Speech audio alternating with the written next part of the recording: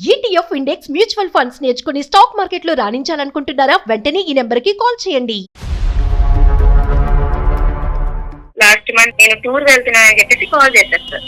మా వాళ్ళు కూడా ట్రిప్ వేశారు సార్. మా ఫ్రెండ్స్. ఎక్కడికి వెళ్ళారు మీరు? నేను గోవా వెళ్ళాను మేడం. ఇక్కడ అదే ప్లేస్ లో హస్బెండ్ కూడా గోవాలో ఉన్నారు సార్. నాకు ఇంకా ఆ క్షణం ప్రాణం పోయినట్టు అయిపోయింది. ఏందమ్మా మీ ఆయన చూస్తే ప్రాణం పోవటం ఏంటి? మా ఆయన సింగల్ గా నేను చూడలేదు సార్. మీతో చెప్పలేను. ఐ మీన్ గా చూడబడికి నాకు ప్రాణం పోయినట్టు అనిపించింది సార్. ఎంత ఎమోషనల్ అంటే అది మీకు చెప్పలేను సార్. నేను చెప్పకుండా గోవా రావడం అదే కదా నేను చేసిన తప్ప. అంతకు మించి ఇంకేమైనా ఉందా అంటే మరి నువ్వెవరితో తిరుగుతున్నావు, నువ్వెంతమందితో తిరుగుతున్నావు, నువ్వెన్న రూములు తిరుగుతున్నావు నాకేం తెలుసు అని చెప్పేసి రివర్స్ అయిపోయారు సార్ కన్నా మీద. నైట్ అంతా ఎవరితో ఉన్నావు, ఎవరితో తిరుగుతావు, ఎవరికి తెలుసు నీ ఫ్రెండ్స్ పక్కన ఉన్నావు కాబట్టి అంత పట్టుదలగా నటిస్తున్నావు. ఎలాంటి మాట్లాడుతున్నారు సార్ అసలు. ఈ విషయాలు ఎవరికి చెప్పుకోలేనివి సార్ అసలు. హలో హలో చెప్పు. ఎందుకు నువ్వు ఇంత బ్యాడ్ గా ఇలా బిహేవ్ చేస్తున్నావు? నువ్వు కదా చేస్తుంది. నా కళ్ళతో నేను స్వయంగా చూసాను. నేను ఆ గవర్నమెంట్ రాబట్టి నేను నిజస్వరూపం బయటపడింది. లేదు అంటే నిజంగా ఎప్పటికీ నన్ను ఇలా ఒక అమ్మాయి కలుస్తుంటే నువ్వు ఎలా అనుకుంటావు, బ్యాడ్ గా ఎలా అనుకుంటావు? తెలియకుండా ఎంతమందితో ఎవరెవరితో తిరిగింది అని నాకు ఎలా తెలుస్తుంది సార్? మాటలు జాగ్రత్త. ఎవరితో మాట్లాడుతున్నావు? వేషాలా? పిచ్చి పిచ్చిగా మాట్లాడకు. మీ ఇంట్లో మాట్లాడుకునేటటువంటి పద్ధతిలో ఇక్కడ మాట్లాడద్దు. ఆ అమ్మాయితో 4 సంవత్సరాల పాటు కాపురం చేసి ఒక బిడ్డను కన్నావు. నువ్వు సిగ్గులేనోడివి. ఏం మాట్లాడుతున్నావు నువ్వు? ఏం ట్రిప్పులు అయ్యా? వెళ్తే గుంపుగా వెళ్తారు, గుంపుగా వస్తారు. ట్రిప్పులు వేసినంత మాత్రాన పెళ్లి అయినటువంటి వాళ్ళు, మగవాళ్ళు, ఆడవాళ్ళు అందరూ కలిపి ఒకే రూము, ఒకే మంచం అంటే ఏ దేశంలో ఉన్నాం మనం? సుమన్ టీవీ అందమైన జీవితం కార్యక్రమానికి స్వాగతం. ప్రస్తుతం మనతో పాటు ప్రముఖ సైకియాట్రిస్ట్ డాక్టర్ కళ్యాణ్ చక్రవర్తి గారు. డాక్టర్ గారు నమస్తే అండి.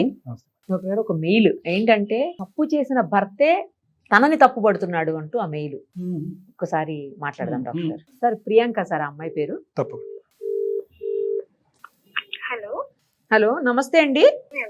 నేను నిరుపమ, సుమన్ టీవీ అందమైన జీవితం కార్యక్రమం నుంచి కాల్ చేస్తున్నానమ్మా. మీరు మెయిల్ చేశారు కదా మాకు. థ్యాంక్ యూ మేడం కాల్ చేసినందుకు. Thank you so much. Right అమ్మ, మనతో పాటు డాక్టర్ కళ్యాణ్ చక్రవర్తి గారు కూడా ఉన్నారు. అసలు ఇష్యూ ఏంటి మీరు చాలా క్లుప్తంగా చెప్పారు. అందులో నాకు అర్థం కాలేదు పూర్తిగా. అసలు ఏంటి అనేది చెప్తే ఒక్కసారి. అమ్మ నమస్తే ప్రియాంక. నమస్తే సార్. చెప్పండి అమ్మా, మీ సమస్య చెప్పండి, వివరంగా చెప్పండి. చిన్న ఇష్యూ అయితే ఉంది సార్. నాకు ఎవరికి చెప్పాలో అర్థం కాక ఇలా మీది అందమైన జీవితం నుంచి నేను ఎపిసోడ్ చాలా చూసాను సార్. సో నాకు అవి అనిపించింది నా జీవితానికి ఏదైనా సజెషన్ దొరుకుతుందని. చూద్దాం తప్పకుండా. నైస్, చెప్పమ్మా సమస్య ఏంటో చెప్పండి. అయితే ఏమైందంటే యాక్చువల్లీ 4 years బ్యాక్ మాకు మ్యారేజ్ అయింది సార్. ఇద్దరు మీ సాఫ్ట్వేర్ అవుతారు నా జాబ్ కి. ఓకే. ఇక్కడ నేను హైదరాబాద్ హైటెక్ సిటీలో జాబ్ చేస్తున్నాను సార్. ఓకే. యూసఫ్ కూడా మేము స్టే చేస్తాం సార్. మా మదర్ అండ్ మా పాప, నేను. మా హస్బెండ్ వచ్చేసి బెంగళూరులో జాబ్ చేస్తున్నారు సార్.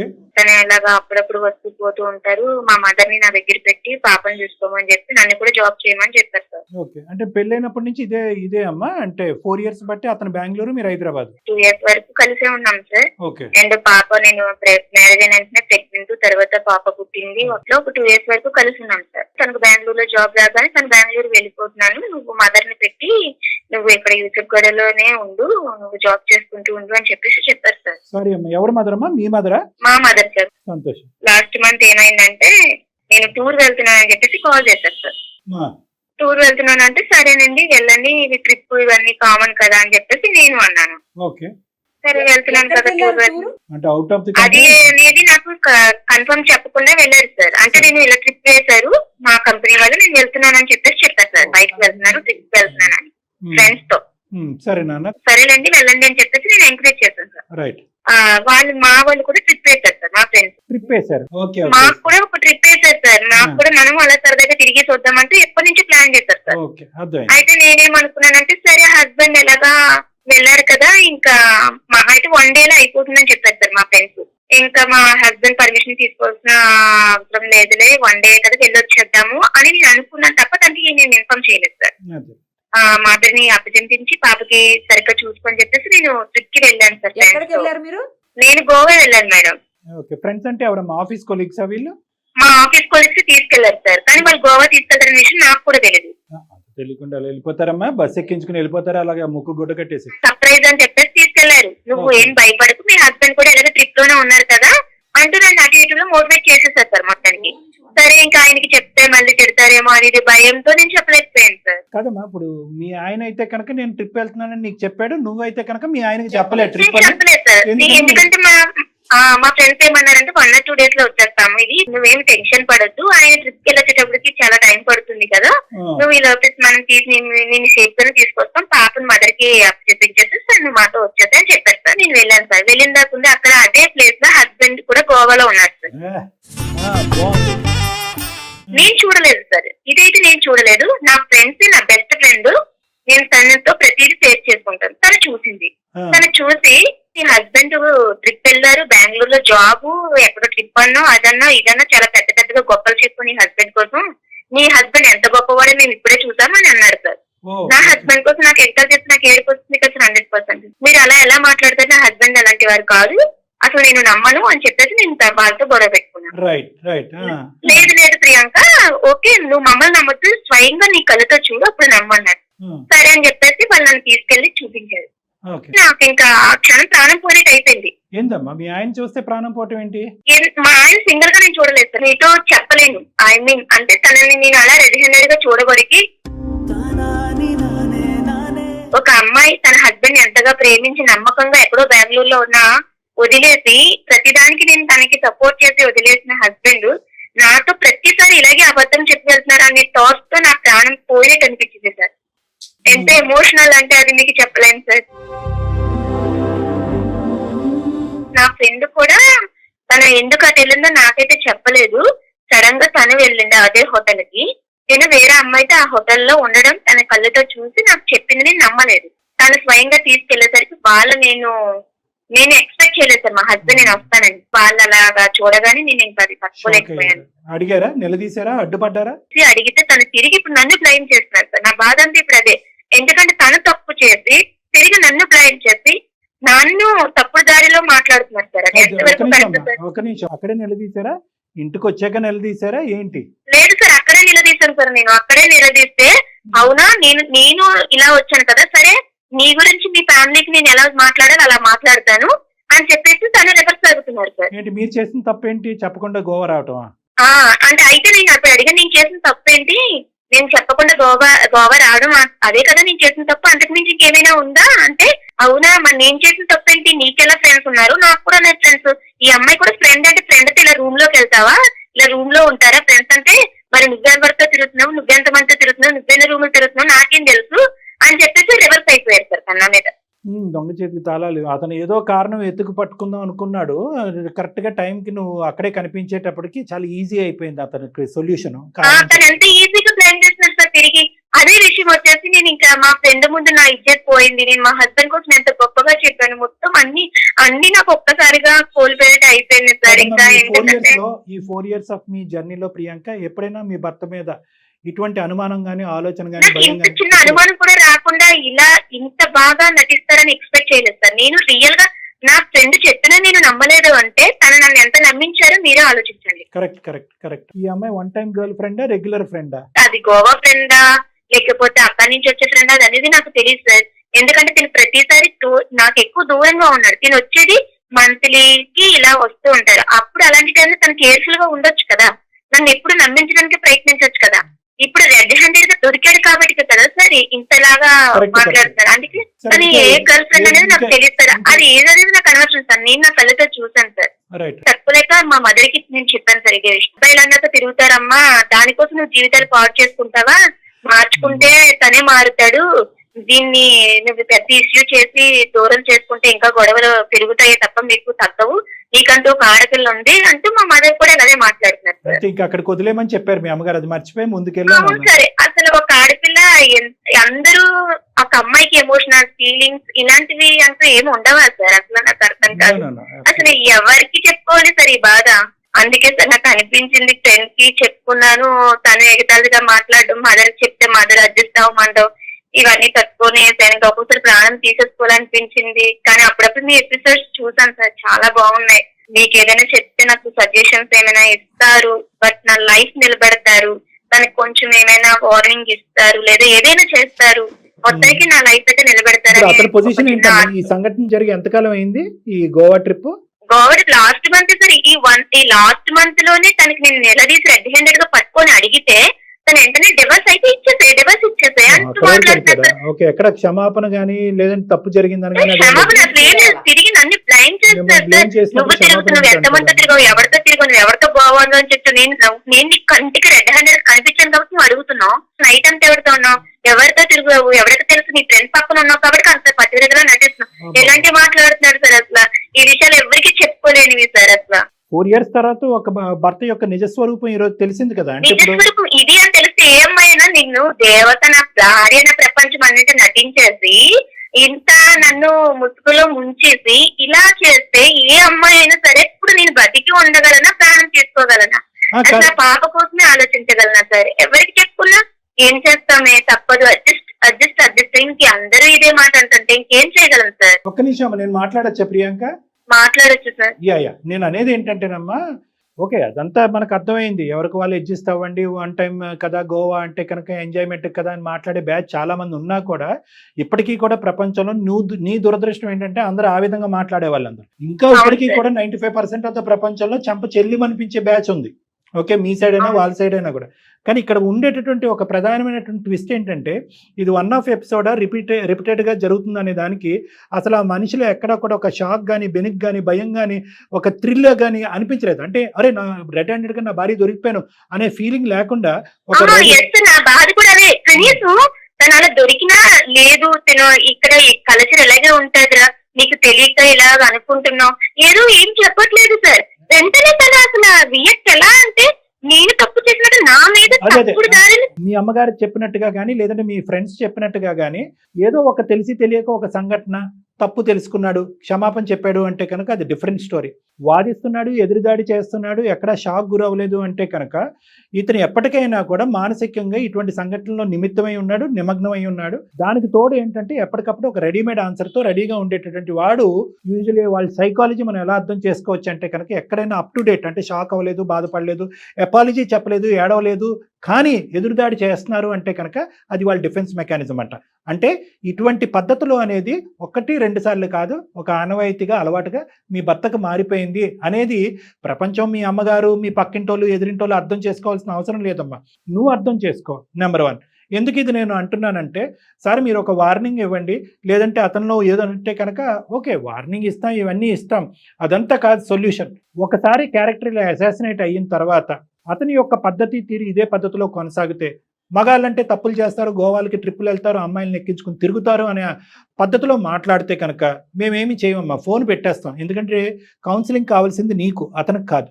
ఎందుకంటే కనుక ఇది ఏదో గోవాలో నువ్వు చూసినటువంటి 4 నిమిషాలు కాదు, 4 years బట్టి ఇంక్లూడింగ్ హైదరాబాదా, బెంగళూరా అనే ఇది లేకుండా కంటిన్యూస్గా నడిచేటటువంటి అంశంలాగా నాకైతే అనిపిస్తుంది.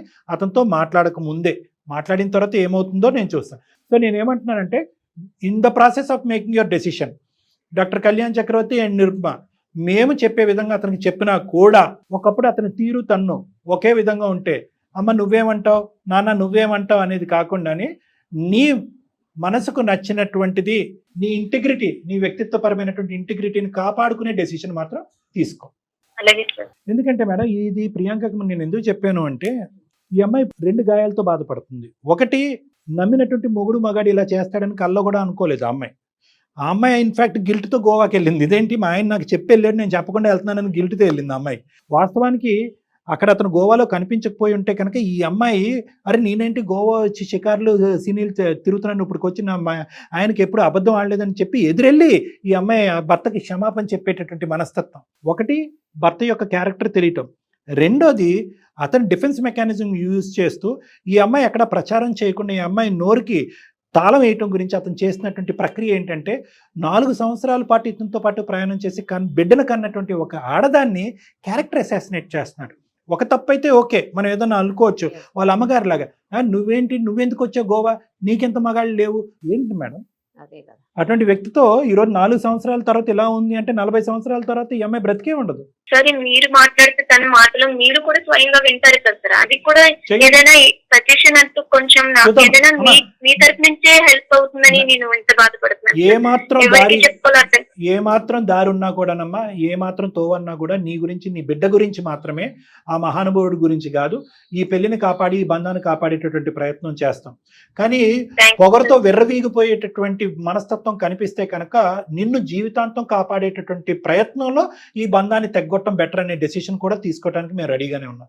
కాబట్టి నువ్వే ఒకసారి ఫోన్ కలపమ్మా, మాట్లాడి ఆ హీరో క్యారెక్టర్ ఏంటో ఒకసారి అసెస్ చేద్దాం. అలాగే సార్, ఒక్క నిమిషం లైన్లో ఉన్నాను సార్, కలుపుతున్నాను. కలపమ్మా. హలో హలో చెప్పియంట, ఎందుకు నువ్వు ఇంత బ్యాడ్ గా ఇలా బిహేవ్ చేస్తున్నావు? నువ్వు కదా చేస్తుంది. నిజంగా ఏ రోజు కూడా నేను ఒక్క క్షణం కూడా నువ్వు ఇలాంటి మిస్టేక్స్ చేస్తానని ఎక్స్పెక్ట్ చేయలేదు తెలుసా. నేనేం మిస్టేక్ చేశాను? నా కళ్ళతో నేను స్వయంగా చూశాను. నేను ఆ గవర్నమెంట్ రాబట్టి నీ నిజస్వరూపం బయటపడింది. లేదు అంటే నిజంగా ఎప్పటికీ నన్ను ఇలా అవును, ఒక అమ్మాయి కలుస్తుంటే, ఒక అమ్మాయి కలుస్తుంటే నువ్వు ఎలా అనుకుంటావు? బ్యాడ్ గా ఎలా అనుకుంటావు? డైరెక్ట్ గా నేను పట్టుకున్నాను. వెళ్ళినప్పుడు ఒక రూమ్ లో కాకుండా ఇంకెలా ఉంటారు? నేను అలాంటి సిచ్యువేషన్ లో నీకు కనిపిస్తే నువ్వేమంటావు చెప్పు. అవును, నువ్వు ఎలా వచ్చావు నాకు ట్రిప్ కి? నువ్వు నాకు చెప్పకుండా నువ్వు ఎలా వచ్చావు? నువ్వు ట్రిప్ కి నువ్వు ఇట్లా చెప్పాలి కదా.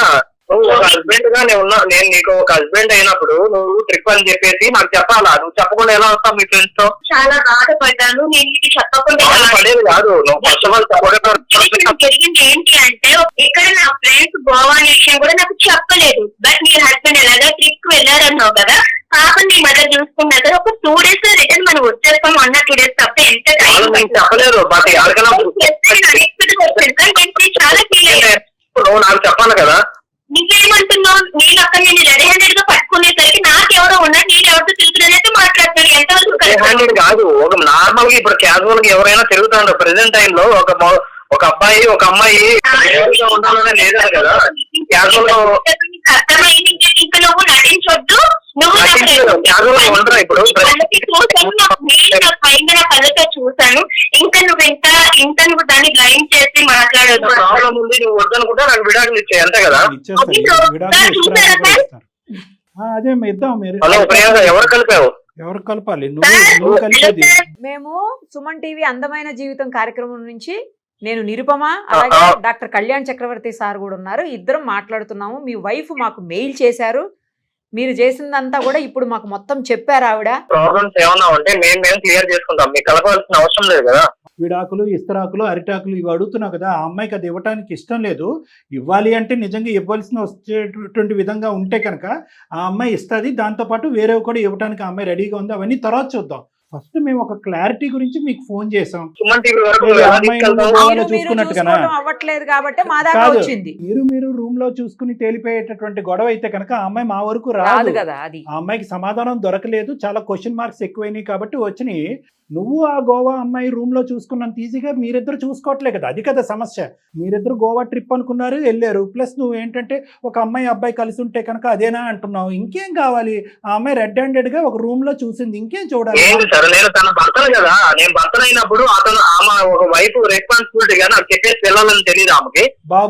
బాబు విను, ఆ గీత గురించి తర్వాత మాట్లాడుకుందాం. ఈ గీత గురించి, పెద్ద గీత ముందు చిన్న గీత. ఆ అమ్మాయి నీకు చెప్పకుండా వెళ్ళటం అనేది ఒక చుక్క లాంటిది. నువ్వు చేసినటువంటిది జీవితాంతం ఆ అమ్మాయికి ఒక శిక్ష పడేటటువంటి విధమైనటువంటి పరిస్థితికి నువ్వు తీసుకొచ్చావు. ఏది పెద్ద తప్పు? ఆడెవడో దొంగోడు ఉన్నాడంట. వాడంటే దొంగతనం చేశాడంట. దొంగతనం చేసిన తర్వాత సీసీటీవీలో రికార్డ్ అయిందంట. ఏంటి సార్ సీసీటీవీలో రికార్డ్ చేశారు, నా ప్రైవసీకి భగ్నం కలిగించారన్నట్ట. దొంగతనం ఎక్కువ, నువ్వు సీసీటీవీ రికార్డ్ చేయడం తప్ప? అలా ఉంది ఇది. అసలు ముందు చెప్తే అక్కడికి మాట్లాడుతుంది. నాకు తెలియకుండా ఎంతమందితో ఎవరెవరితో జరిగింది నాకు ఎలా తెలుస్తుంది? మాటలు జాగ్రత్త. ఏం మాట్లాడతా? ఎవరితో మాట్లాడుతున్నావు? వేషాలుగా ఉందా? నేనేమన్నా తప్పు చేయడం ఏమన్నా చూసిందా సార్? నార్మల్ గా రూమ్ లో ఒక్క నిమిషం. కాదు ఏంటి ఇప్పుడు మీ వైఫ్ పెళ్ళైనప్పటి నుంచి 4 years బట్టి హైదరాబాద్ లోని, బెంగళూరులోని ఎప్పటికప్పుడు ఏమీ చూడకపోయినా చూసినట్టుగా సృష్టించేసి అనుమాన పిశాచితో నువ్వు ఇంతకాలం బట్టి కాపురం చేస్తున్నావా? లేదంటే గోవాలో చూసిన తర్వాతే ఈ సందర్భం వచ్చిందా? ఇది ఫస్ట్ టైం? ఇవన్నీ చూడని అవసరం లేదు సార్. ఒక్కసారి నాకు చెప్పకుండా ట్రిప్కి వెళ్ళింది, అది చాలు కదా సార్. నేను ఆ నమ్మకంలో ఉండడానికి ఓకే ఏది ఆ పెద్ద అమ్మాయి తప్పు? ఏం చేస్తుంటారు, ఏమేం చేస్తుంటారో మనకేం తెలుసు. విను, విను. ఇదే చెప్పకుండా పిచ్చి పిచ్చిగా మాట్లాడకు. మీ ఇంట్లో మాట్లాడుకునేటటువంటి పద్ధతిలో ఇక్కడ మాట్లాడద్దు. ఆ అమ్మాయితో 4 సంవత్సరాల పాటు కాపురం చేసి ఒక బిడ్డను కన్నావు. నువ్వు సిగ్గులేనోడివి. ఏం మాట్లాడుతున్నావు నువ్వు? ఆ అమ్మాయి తప్పే క్షమాపణ అని చెప్పమంటావా? దానికి ఆ అమ్మాయి 1 కాదు 100 సార్లు క్షమాపణ చెప్పడానికి ఆ అమ్మాయి రెడీగా ఉంది. నీ సబ్జెక్ట్ ఏంటో చెప్పు. ఇది ఒకేసారి ట్రిప్పా? 6 నెలలకు ఒకసారి ఇలా ట్రిప్ వేస్తా ఉంటావా? ఈ అమ్మాయితో నీకు ఇంతకు ముందే పరిచయం ఉందా? ఏంటి ఈ అమ్మాయి? లేదు సార్, మామూలుగా మాకు ఆఫీస్ లో ట్రిప్ వేస్తా ఉన్నా, మా ఫ్రెండ్ కాబట్టి వెళ్తా ఉంటాం సార్. ఏది గోవాకైనా చాలా చోట్లకి వెళ్ళారా? ట్రిప్ వాళ్ళు ఎక్కడికి వేస్తే అక్కడికి వెళ్తా ఉంటాం సార్. కాదు అందరూ వెళ్తారా? మీరిద్దరు వెళ్తారా? లేదు సార్, అందరం వెళ్తాం సార్. అందరికి ఇలాగే ఇస్తారా? గర్ల్ బాయ్ కి కలిపి ఒకే రూమ్ ఇస్తారా? ఒకే మంచం? ఏం ట్రిప్పులు అయ్యా? లేదు సార్, ఎవడయ్యా ట్రిప్పులు వేసేది? నాకు ఈ ఫోన్ నెంబర్ ఎవడిచ్చాడు? ట్రిప్పులు ఎవడేస్తాడు? ట్రిప్పులు అలాగా వెళ్తే గుంపుగా వెళ్తారు, గుంపుగా వస్తారు. ట్రిప్పులు వేసినంత మాత్రాన పెళ్లి అయినటువంటి వాళ్ళు, మగవాళ్ళు, ఆడవాళ్ళు అందరూ కలిపి ఒకే రూము ఒకే మంచం అంటే ఏ దేశంలో ఉన్నాం మనం? నీకు బుద్ధి ఉందా? ఆ అమ్మాయికి బుద్ధి ఉందా? ఆ అమ్మాయికి కూడా పెళ్లి అయిందా? లేదు సార్. ఆ అమ్మాయికి మ్యారేజ్ అవ్వలేదు. నిజం చెప్పు, మేము కనుక్కోగలం. పెళ్లి అయిందా లేదా ఆ అమ్మాయికి? అవలేదు సార్. ఆ అమ్మాయికి పెళ్లి అవ్వలేదు, లేదంటే ఆ అమ్మాయిని కాపాడుతున్నావు నువ్వు? లేదు, కాపాడలేదు సార్, పెళ్లి అవ్వలేదు ఆమె అంతే. ఈ అమ్మాయితో ఇది ఫస్ట్ టైమా? చాలా సార్లు వెళ్ళావా? లేదు సార్, ఇది ఫస్ట్ టైం. మీ ఇద్దరు లవర్సా లేదంటే ఇంకేదన్నానా? లేదు కాదు సార్, లవర్ కాదు సార్. సో మీ ఇద్దరి మధ్యన ఆ అమ్మాయి చూసినటువంటిది నిజమా అబద్ధమా? మీ భార్య చూసినటువంటిది నిజం కాదు సార్, అసలు నిజమే కాదు. మరి ఏం చూసింది ఆ అమ్మాయి? ఫ్రెండ్ అని చెప్పి నార్మల్ మా ఇద్దరికి రూమ్ ఇచ్చారు కాబట్టి మా ఇద్దరు ఉన్నప్పుడు ఆమె వచ్చి చూసింది సార్ మా ఇద్దరిని. అంతేనమ్మా నువ్వు చూసింది ప్రియాంక? అవును సార్, నేను డోర్ తీసేసరికి వాళ్ళిద్దరు ఒకే మంచి మీద కలిసి ఉండడం నేను చూసాను సార్. ఇంకేం కావాలి? అవును ప్రియాంక, మేమన్నా తప్పుగా చేస్తా ఉన్నామా? మాట్లాడుకుంటా ఉన్నాం కూర్చొని, అది క్యాజువల్ గా మాట్లాడుకునేది కదా, ఒక ఫ్రెండ్స్ అన్నాక. ఇంతకంటే ఇంకేం కావాలి? నీ భార్య ఎప్పుడన్నా ఈ విధంగా మాట్లాడిందా? నువ్వు బెంగళూరులో ఉండగా ఈ టైంకి ఎందుకు వచ్చారండి, ఇప్పటి వరకు ఇంటికి ఎందుకు రాలేదు, నేను ఫోన్ చేస్తే ఎందుకు ఎత్తలేదు, వీడియో కాల్ చేసినా కూడా మీరు ఎందుకు ఎత్తలేదు అనేటటువంటి మాట ఎప్పుడన్నా అనుమానాస్పదంగా తప్పుడుగా నీ భార్య ఎప్పుడన్నా నీతో మాట్లాడిందా? లేదంటే ఇప్పుడు చూసిన తర్వాత ఇదే ఫస్ట్ టైం మాట్లాడుతుందా? లేదు సార్, మనస్ఫూర్తిగా చెప్తాను సార్, నా ఫ్రెండ్ సార్, నేను ఎప్పుడు ఇలా ఏం చేయలేదు సార్ అసలు. ఈ రెండిట్లో ఏది పెద్ద తప్పు? నువ్వు ఒక అమ్మాయితో ప్రైవేట్గా ఒక పార్టీకి అదే గోవాకి వెళ్ళటం పెద్ద తప్ప, నీ భార్య చెప్పా పెట్టకుండా వచ్చి అంటే బిడ్డని వాళ్ళ తల్లి దగ్గర వదిలేసి ఒక ట్రిప్కి రావటం పెద్ద తప్ప? ఈ రెండిట్లో ఏది పెద్ద తప్పు? నాదే తప్పు సార్, కానీ అందరి ముందు నన్ను నిలదీసే లోపల నాకు కోపం వచ్చింది సార్. ఏమని నిలదీసింది? అందరూ ఎవరున్నారు? వాళ్ళ ఫ్రెండ్స్ తో వచ్చి నన్ను నిలదీసింది సార్. సో కోపం వచ్చి నువ్వు అన్నటువంటి మాట ఇది? అవును సార్. సరే ఇప్పుడు ఏం చేద్దాం అయితే? విడాకులు ఇమ్మంటావా అమ్మాయిని? అదేనా నువ్వు కోరుకునేది? నాకు ఎలాంటి ఇష్యూ ఏం లేదు సార్, నన్ను అనుమానించుకున్నా ఉంటే చాలు సార్. ఏమ్మా ప్రియాంక? సార్ చెప్పండి సార్. ఏంటి అనుమానం అంటున్నాడు? ఇది ఫస్ట్ టైమా? ఇంతకు ముందు కూడా అనుమానించావా?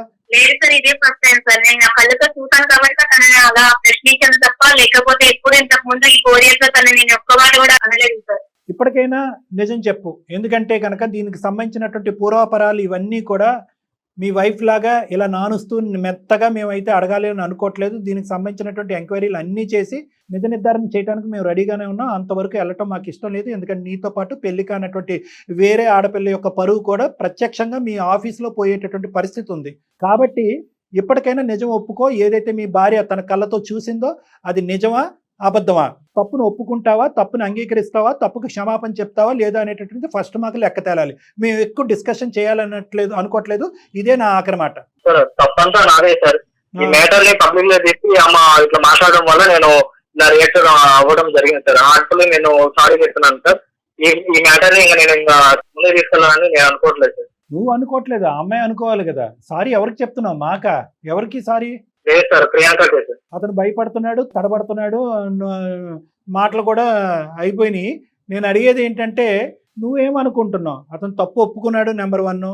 సారీ చెప్పడానికి రెడీగా ఉన్నాడు హార్ట్ఫుల్గా.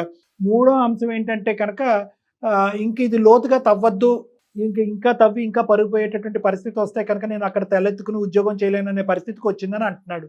నువ్వేమంటావు? నీ ఒపీనియన్ ఏంటి? ఇప్పటి నుంచి ఎటువంటి తప్పులు నేను చేయను ప్రియాంక. మన బిడ్డ మీద ఒట్టేసి చెప్తున్నా. బిడ్డ మీద ఒట్టేసి చెప్తున్నాను. మీ వరకు వచ్చాను కాబట్టి మీరు ఎలా చెప్తే నేను అలానే చేస్తాను సార్. నేను ఇందాక మాట్లాడినటువంటి టోన్లో ఇప్పుడు నేను మాట్లాడట్లేదు. ఓకే, ఒక అంశం అయితే జాగ్రత్త గుర్తుపెట్టుకో. అతను తప్పు చేశాననేటటువంటి అంశం ఈరోజు ఒప్పుకున్నాడు.